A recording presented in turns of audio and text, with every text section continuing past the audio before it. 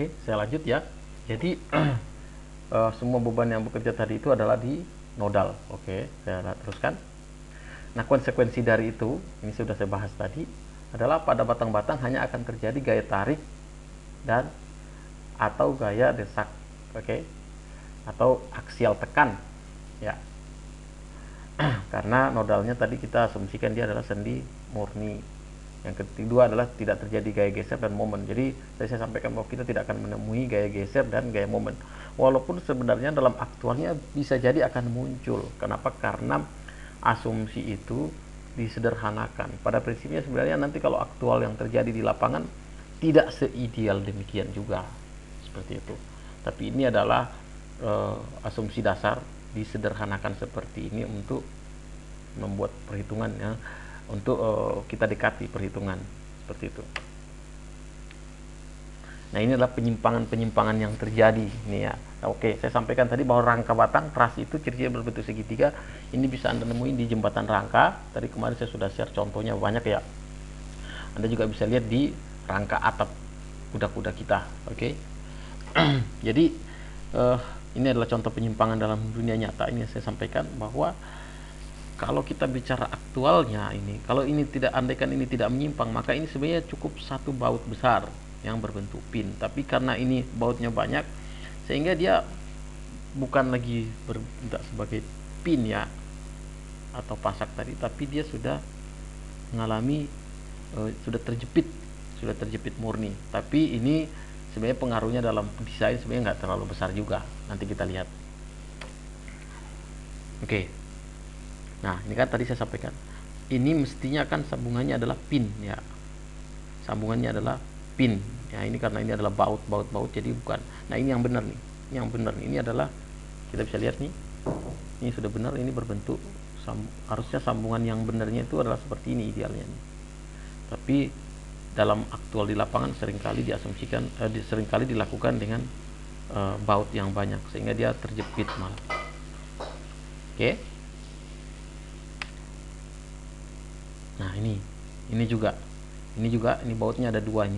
Dia tidak akan berperilaku lagi sebagai sendi murni.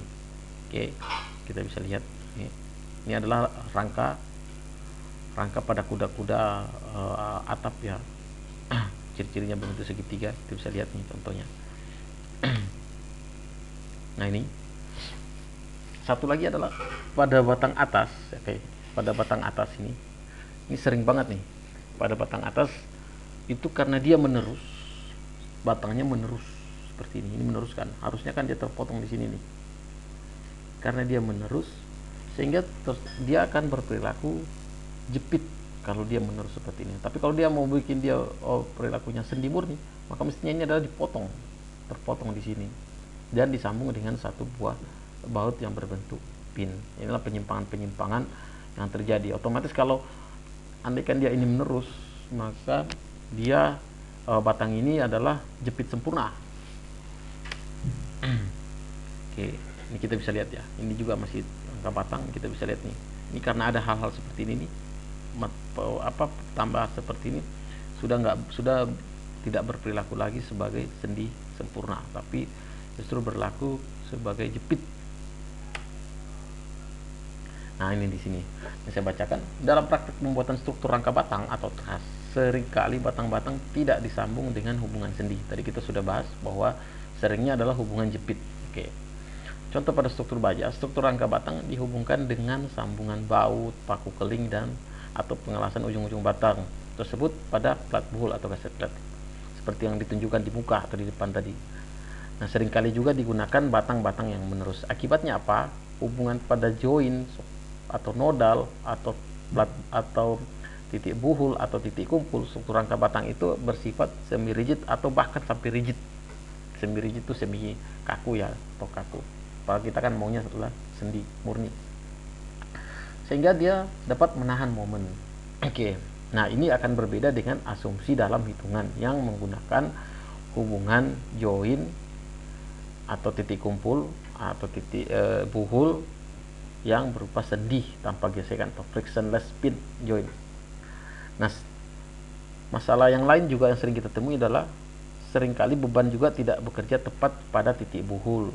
Contoh misalnya gording atau purlin dari struktur rangka atap yang tidak tepat di atas titik buhul rangka kuda-kudanya. Sehingga selain gaya aksial itu maksudnya tarik maupun tekan, akan timbul gaya geser dan gaya momen. Namun kasus ini hampir tidak. Jadi meskipun kasus ini hampir tidak dapat diselesaikan dengan hitungan manual, tapi bisa diselesaikan dengan hitungan komputer. Makanya kalau kita menghitung dengan komputer dengan program SAP misalnya, akan ada momen. Walaupun kita rilis tetap juga ada momen di tengah bentang. Ada juga gaya geser di tengah bentang walaupun kita sudah rilis ya momennya. Ya. Asumsi atau anggapan yang digunakan dalam hitungan rangka batang menjadikan struktur ini sederhana dan memungkinkan suatu penyelesaian secara manual. Oke. Jadi asumsi tadi, anggapan yang digunakan dalam hitungan rangka batang yang tadi, yang sambungannya adalah sendi, beban jatuh di titik buhul, seperti itu. Jadi penyelesaiannya lebih sederhana secara manual. Oke.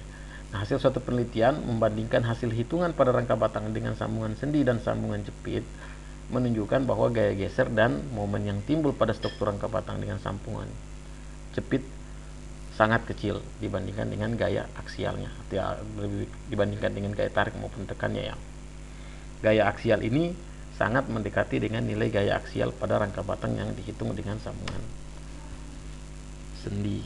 Inilah kita bicara keuntungan dan kerugian.